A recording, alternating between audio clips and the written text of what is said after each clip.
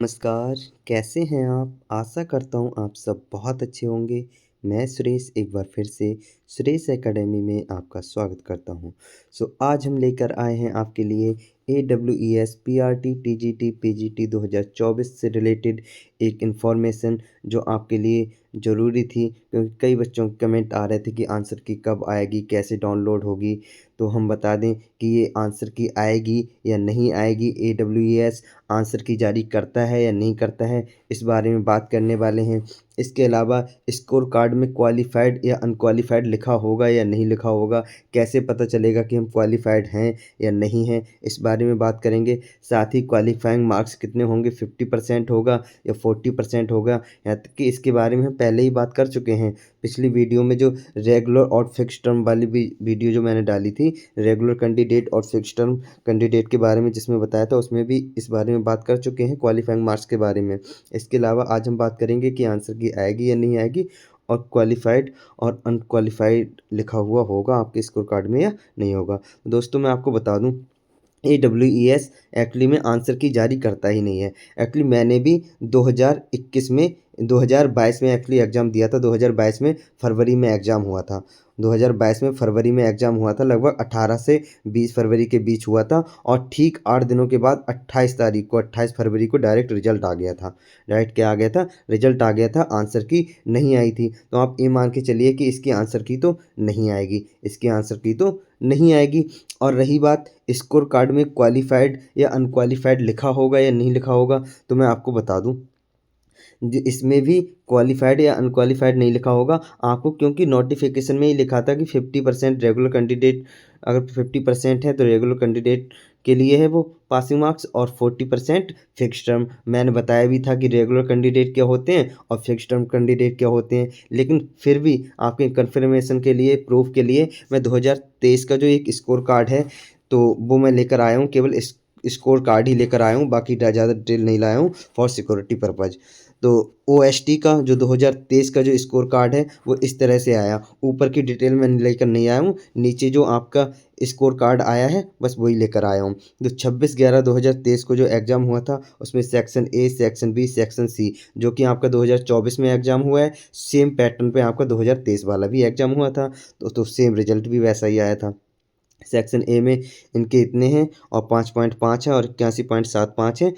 और ओवरऑल आपके जो ओवरऑल यहाँ पे देखना है, आपको आपको क्या देखना है, ओवरऑल देखने हैं total score out of 200 normalise score. अगर आपका यहाँ पे 100 है, 100 प्लस है, तो नो डाउट आप सोच लीजिएगा कि आप क्वालिफाइड हैं।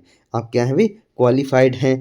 और अगर 100 से कम है तब भी आप क्वालिफाइड हैं, तो वो मैंने आपको बताया था फिक्स टर्म के लिए क्वालिफाइड होंगे। रेगुलर टर्म के लिए क्या होंगे? रेगुलर कैंडिडेट के लिए क्या होना चाहिए? कम से कम 100 होना चाहिए, मतलब 100 प्लस नंबर होने चाहिए। यहाँ पे ओवरऑल देखना है आपको, सेक्शन वाइज नहीं देखना है, सेक्शन वाइज बिल्कुल नहीं देखना है। इसका भी प्रूफ मैं आपको बताऊंगा, आपके नोटिफिकेशन में ही लिखा था। तो आपको ओवरऑल देखना है। ओवरऑल क्या देखना है कि आपका जो यहाँ वाला स्कोर होगा वो 100 प्लस होना चाहिए रेगुलर के लिए। किसके लिए? रेगुलर कैंडिडेट के लिए। अब रेगुलर कैंडिडेट के बारे में मैंने बताया था, रेगुलर कैंडिडेट जो होंगे वो क्या देंगे भाई? CSB को इंटरव्यू देंगे। लेकिन जो फिक्स टर्म होते हैं वो लोकल लोकल को देते हैं, मतलब जो लोकल कॉलेज होते हैं, आई मीन लोकल मतलब जो कॉलेज होता है, उसी कॉलेज का मैनेजमेंट जिसका इंटरव्यू लेता है वो उनको कहते हैं fix term. Actually fix term जो होते हैं वो कॉन्ट्रैक्ट बेस होते हैं या एड हॉक टीचर होते हैं, कि अगर कोई टीचर छुट्टी पे चला गया है तो उसकी जगह पे कोई टीचर रख लिया, या 1 साल के लिए रख लिया, या 6 महीने के लिए कोई टीचर रखते हैं, तो वो होते हैं फिक्स टर्म। तो फिक्स टर्म में ले लेते हैं भी 40% वालों को। अगर आपके 40% ओवरऑल मार्क्स हैं तब भी फिक्स टर्म में आप एलिजिबल हो जाते हैं। लेकिन रेगुलर कैंडिडेट, जो कि मैंने रेगुलर कैंडिडेट के बारे में ज़्यादा डिटेल में मैंने एक वीडियो में बताया है, इससे पहले जो वीडियो मैंने डाली है उसमें मैंने बताया, तो आप ज़्यादा जानकारी के लिए उस वीडियो को देख लीजिएगा, रेगुलर कैंडिडेट और फिक्स टर्म कैंडिडेट क्या होता है। और ओवरऑल अगर आपके 100 प्लस हैं तो आप रेगुलर कैंडिडेट में काउंट हो जाएंगे, और फिक्स टर्म के लिए 40% यानी कि 80 प्लस नंबर होने चाहिए।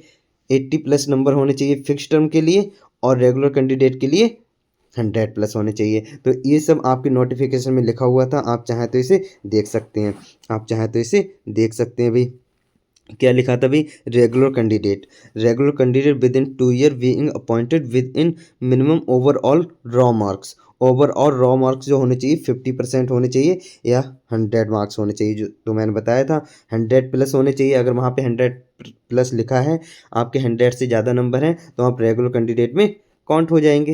रेगुलर कैंडिडेट में क्या हो जाएंगे, काउंट हो जाएंगे। और फिक्स टर्म के लिए अगर आपके 80 नंबर भी हैं, तब भी आप फिक्स टर्म के लिए क्या हो जाएंगे, एलिजिबल हो जाएंगे। अगर आपकी एडहॉक मतलब किसी टीचर, कोई टीचर छुट्टी पे गया है, उसकी जगह अगर कोई वैकेंसी निकल रही है, तो वो फिक्स टर्म में आ जाता है। या कॉन्ट्रैक्ट बेस 1 साल के लिए आता है, आती है कोई वैकेंसी, या 6 महीने के लिए आती है, तो उसमें फिक्स टर्म वाले एलिजिबल होते हैं। लेकिन परमानेंट, जैसे कि मैंने बताया था, लगभग परमानेंट होती है। 100% नहीं कह सकते कि रेगुलर कैंडिडेट परमानेंट हो ही जाते हैं, ये बात हम नहीं कह सकते हैं।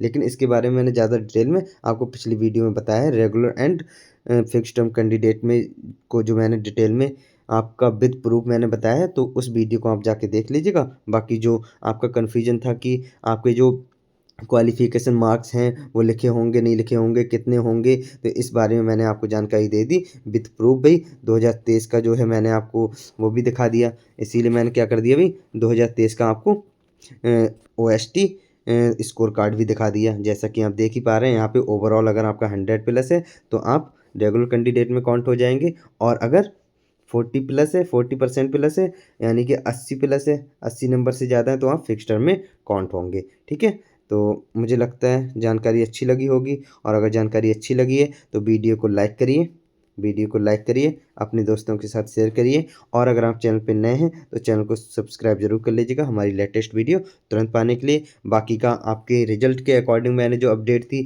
वो दे ही दी थी। कल आपकी जो ऑफिशियल वेबसाइट पे जो अपडेट आई थी उसके बारे में भी मैंने वीडियो बना दी थी, आप देख लीजिएगा अगर आपने नहीं देखी तो। So thank you for watching.